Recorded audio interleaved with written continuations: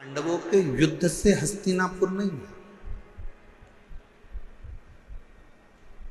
हस्तिनापुर का इतिहास अगर पुराना उठाकर देखेंगे तो मेरे शंकर की अविरल भक्ति से हस्तिनापुर है।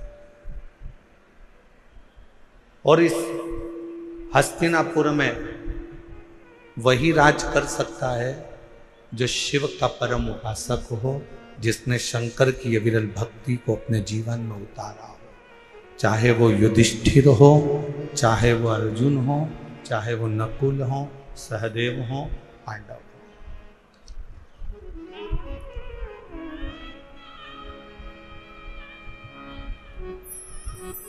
ये हस्तिनापुर शिव महापुराण की कथा जो दिल्ली के निरंकारी मैदान में चल रही है, इसमें हम विदुर जी की धर्मपत्नी जो शिव की उपासक थी, विदुर जी महाराज जो शिव के उपासक थे, अर्जुन जो शिव के उपासक थे,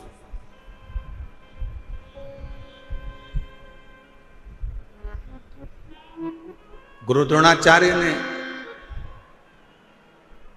अपने 105 शिष्यों को बुलाया, 100 कौरव 5 पांडव।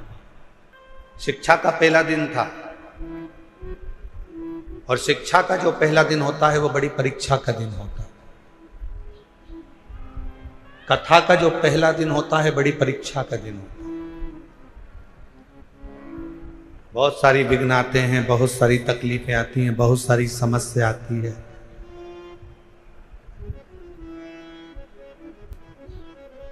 पर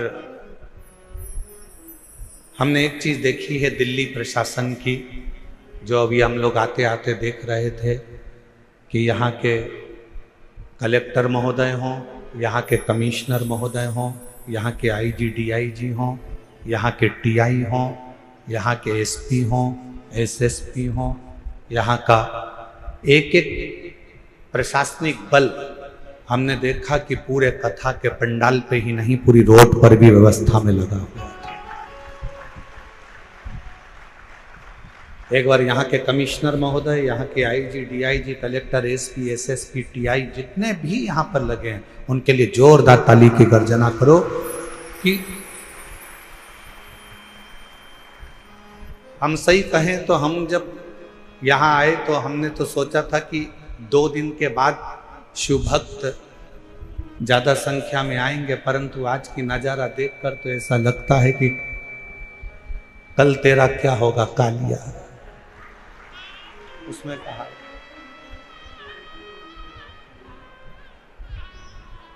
हमने यजमान से पूछा तुमने कितने पंडाल बनाए, तो कहा 3 पंडाल ये है, पीछे के पंडाल, साइड के पंडाल, इससे मिला लो तो 8-9 पंडाल बने हुए हैं। फिर हमने आते आते पूछा पंडालों में जगह कितनी खाली है, तो कि 1 पांव रखने की जगह नहीं है, सारे पंडाल बाबा के भरे पड़े हुए। और इसको कौन संभाल रहा, कौन? एक बार फिर प्रशासन के लिए जोरदार ताली बजाओ। संभालने वाली ये प्रशासनिक व्यवस्था, यहाँ के कमिश्नर महोदय हो, कलेक्टर महोदय हो, एसपी हो, एसएसपी हो, आईजी हो, डीआईजी हो, एसडीएम हो, यहाँ का पूरा पुलिस बल, ट्रैफिक पुलिस हो, चाहे अन्य बल हो, यहाँ की चिकित्सा विभाग, सब संभालने वाले।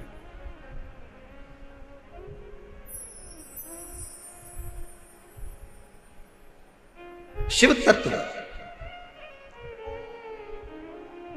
पहला दिन परीक्षा का होता है और बहुत परीक्षा देना पड़ता है।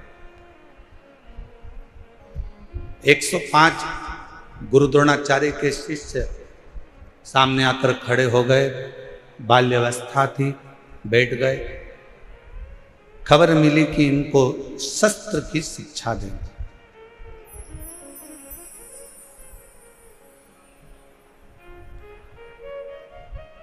इनको शस्त्र शिक्षा देना है।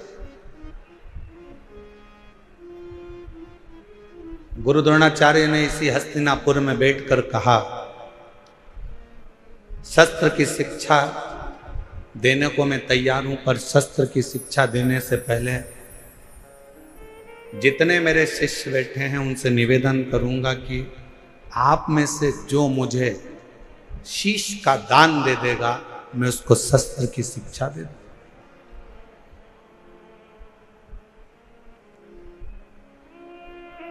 जितने कौरव बैठे थे वो सारे के सारे उठकर चले गए कि शस्त्र की शिक्षा नहीं चाहिए, अगर सिर ही कट जाएगा तो शस्त्र किस काम का, वो शस्त्र किस काम का।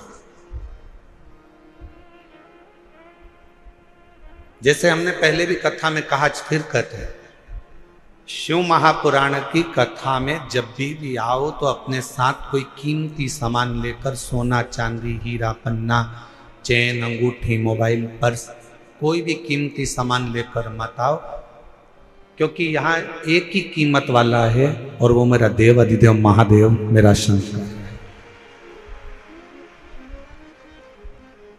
आपकी चप्पल भी अगर कीमत वाली है ना तो उसको भी कथा के पंडाल में लेके मत आओ, घर में अलमारी में सजा के रखो।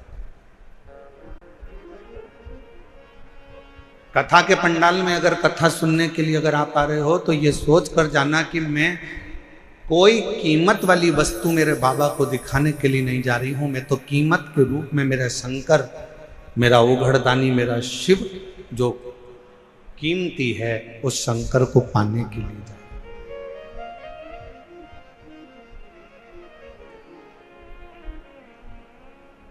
हम चेन पहने हैं, बार बार अपना ध्यान चेन पर जाएगा। हम अंगूठी पहने हैं तो अंगूठी पर जाएगा। हम हमारे कोई चप्पल रखी है तो चप्पल पर जाएगा। हमारी कोई सुंदर वस्तु है तो उस पर जाएगा। आपका ध्यान यहाँ नहीं जाना चाहिए, आपका ध्यान तो शिव में, शंकर शिव।